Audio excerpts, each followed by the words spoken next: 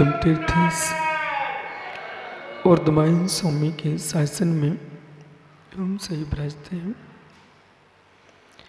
तीर्थंक जिनेन्द्र की पीयूष देशना जिनेन्द्र बड़ी मनीष्यो जगत कल्याणी। ये सर्वज्ञ शासन नमोस्तु शासन जयवंतो वितराग श्रवण संस्कृति। भगवान सर्वज्ञ देव ने वस्तु तत्व को संपूर्ण भूमंडल पर प्रभायमान किया है, जो कि विश्व बंधुत्व से युक्त है, विश्व मैत्री से युक्त है। जो जीव सुन सकते हैं, समझ सकते हैं, उनके लिए तो कल्याणकारी है ही।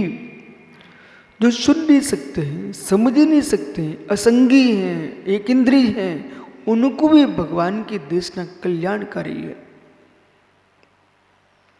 पुनः सुनिए, आप ये समझो मत कि मात्र पंचेंद्रिय संगी पर्याप्तक जीवों को ही भगवान की देशना कल्याणकारी है। जो स्थावर हैं, एकेंद्रिय जीव हैं, विकलेंद्रीय जीव हैं, संगी जीव हैं, असंगी जीव हैं, चारों गति के जीवों को भगवान की देशना कल्याणकारी है। अब प्रश्न ये है, जो तत्व निर्णय करना जानते हैं, सुनना जानते हैं, समझना जानते हैं, उनके लिए कल्याणकारी तो हम मान सकते हैं, पर एकेंद्र जीव कर्म फल चेतना को भोगने वाले स्थापनों के लिए भगवान की देशना कल्याणकारी कैसे हो सकती है? अरे मित्र, कल्याण दो प्रकार से होता है। एक कल्याण वह है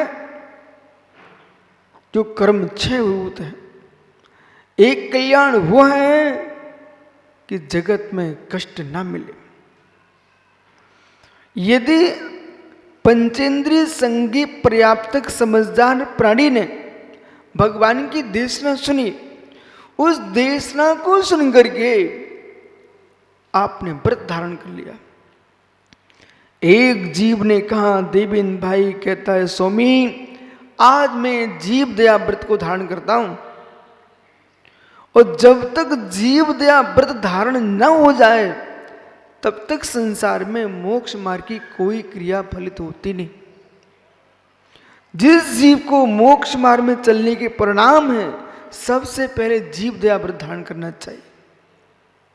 और जीव दया जो व्रत है वो नवकोटि से धारण करना चाहिए, मन वचन काय से, कृतकार्त अनुमोदना से। और एक इंद्रिय से लेकर के 5 इंद्रिय जीव तक के प्रति हमारे दया भाव आना चाहिए। लेकिन दया शब्दभूत नहीं, अनुभूतिभूत और क्रियाभूत। जब आपने नियम ले लिया, मैं जीवन में जीव दया व्रत का पालन करूंगा, जो जीव दया व्रत का पालन करने जा रहा है, वह भव्य जीव तो कर्मों से अपनी रक्षा कर रहा है। सो कर्म बंदिश से उसकी रक्षा हो रही है, कर्म निर्जरा को प्राप्त हो रहा है, उसका कल्याण हो रहा है। लेकिन जिन जीवों की तुम रक्षा तुम्हारे नियोग से हो रही है, उन जीवों के वर्तमान की पर्याय की हत्या नहीं हो रही है, उनका उपकार हो रहा है, उनका जीवन पूर्ण मिलेगा।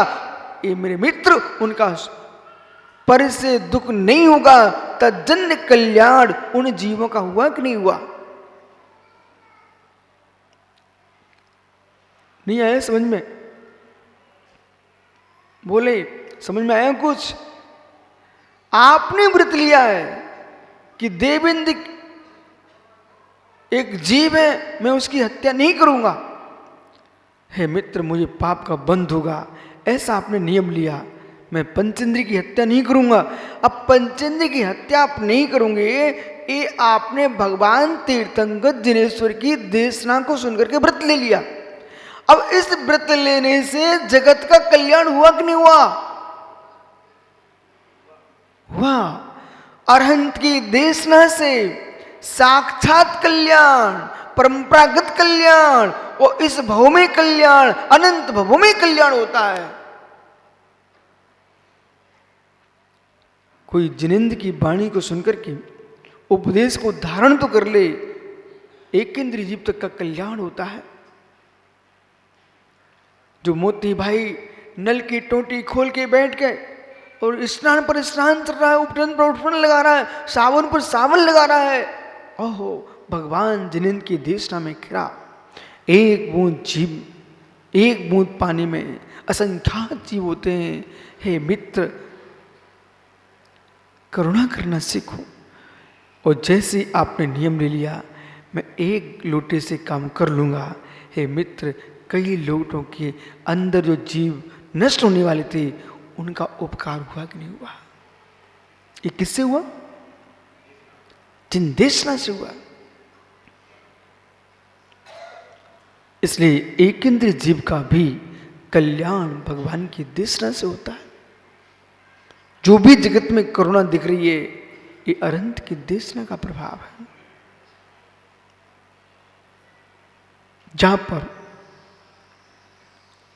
जहां पर लोग धर्म के नाम पर जीवों की बलि देते थे, जिन देशना का प्रभाव हुआ, यही तो भगवान महावीर स्वामी का प्रभाव छाया।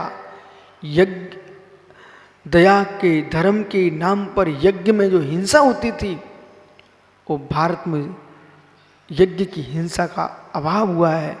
ये जिन देशना का प्रभाव है।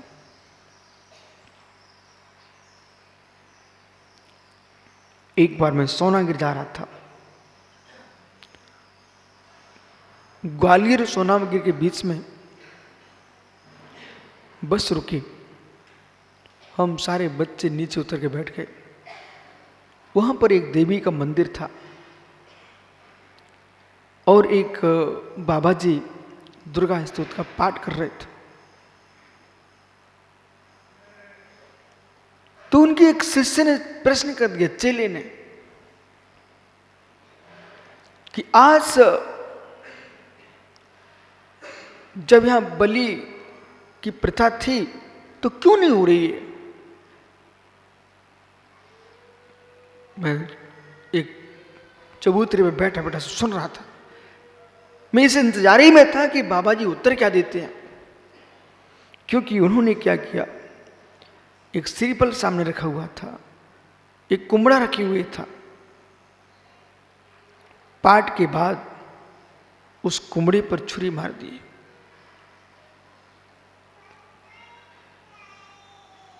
तो उनके शिष्य ने पूछा, ऐसा क्यों? बोले, बेटा ये प्रतीक है बलि का। यद्यपि संकल्प हिंसा तो पूर्ण लगेगी उसको, फिर भी साक्षात जो पंचेंद्र की हत्या होने वाली थी, उसकी रक्षा हुई। तो बाबा जी ने अपने चेलों को समझाया, पहले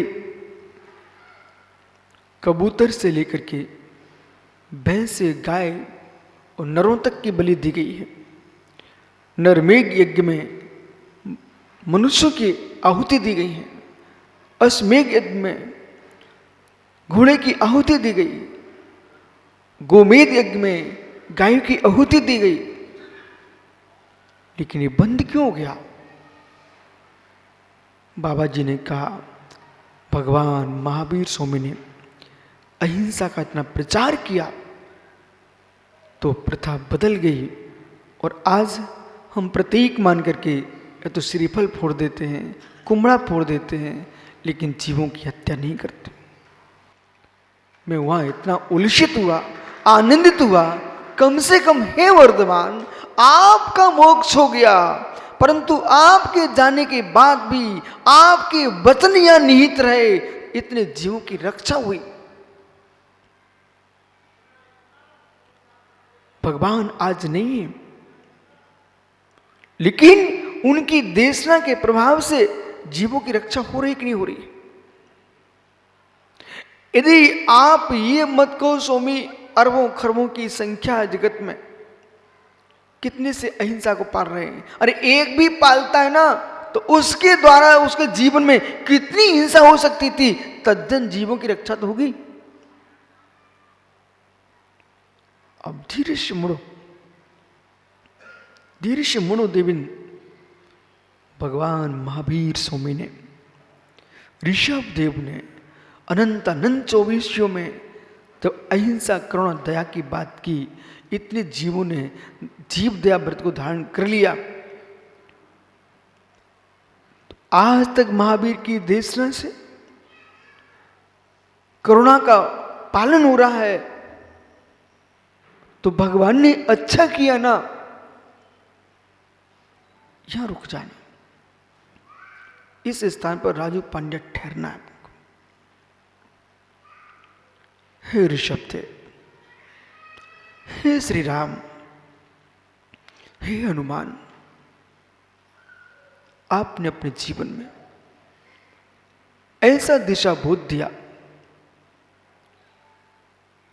शुद्ध भोजन शुद्ध पानी पी करके आज वैष्णव संप्रदाय में जो राम को मानता है वो कभी मांस नहीं खाता। यदि इतना नहीं कर पाते हो तो आपकी कीमत आपका बालक भी नहीं करेगा।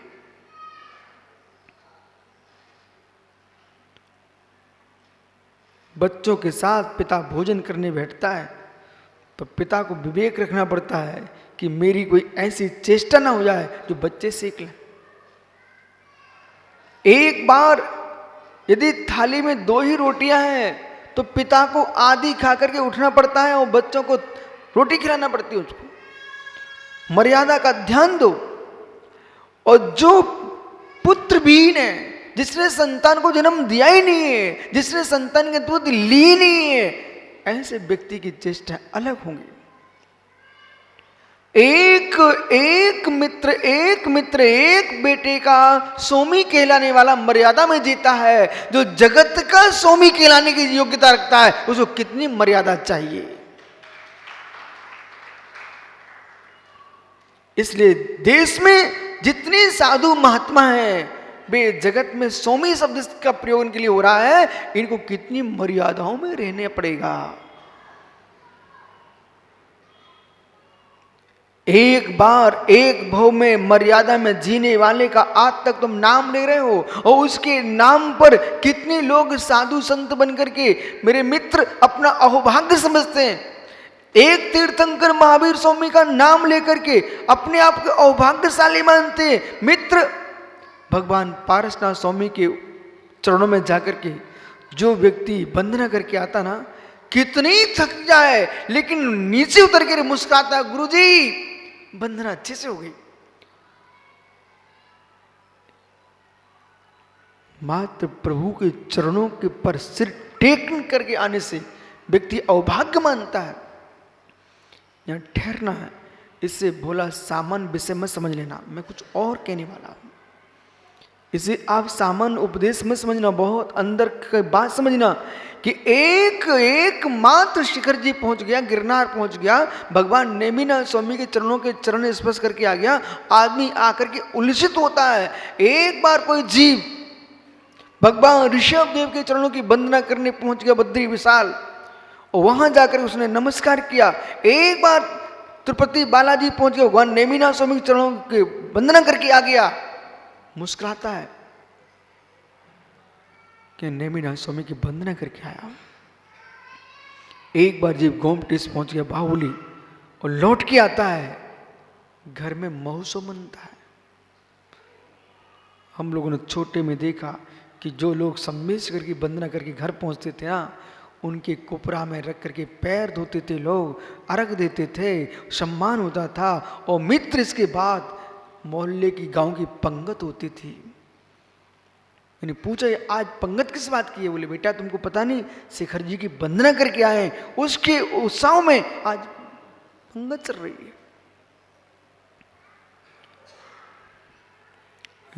ए बात कुमार पारसनाथ को मालूम नहीं थी, ये बात कुमार राम को मालूम नहीं थी, ये बात कुमार ऋषभदेव को मालूम नहीं थी, कुमार वर्धमान को मालूम नहीं थी कि मेरे आचरण से, मेरे चरणों के, मेरे आचरण से कि मेरे चरण पवित्र हो जाएंगे, उन पवित्र चरणों के नियोग से कोटि कोटि जीव अपने हृदय की अपवित्रता खो देंगे।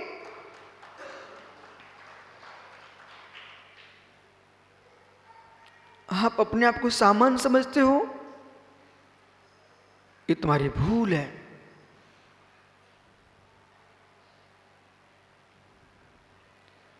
कल शाम को दिल्ली आरएसएस का स्वयंसेवक भाई प्रवचन में बैठे थे और मालूम वो कल ही सबसे कठिन प्रवचन हुए।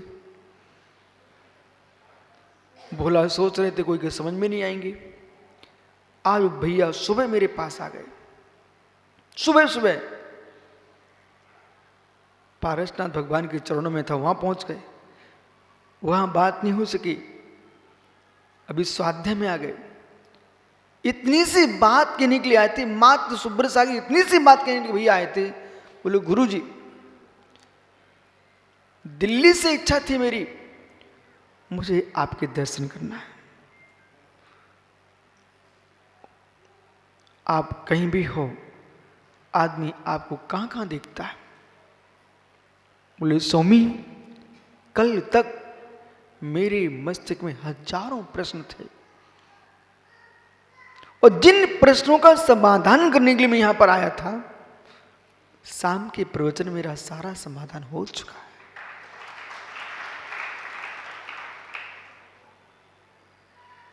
इतनी सी बात कहने के लिए भैया रात्रि भर सोचते रहे, सुबह आके बोलने आए। हम विषय पकड़ने में क्या कह रहा हूं, एक जीव ने अपना चारित्र विशुद्ध किया, एक जीव ने अपना विचार विशुद्ध किया, अपना आचार विशुद्ध किया, काय की प्रवृत्ति विशुद्ध की। बेटा श्रेय उस व्यक्ति के आचरण से उसके चरण पूज्य हो गए। अब वो चरण पूज्य होने के उपरांत उस जीव की तो समाधि हो गई, निर्वाण हो गया। वो औदारिक परम औदारिक शरीर भगवान का यहां नहीं है।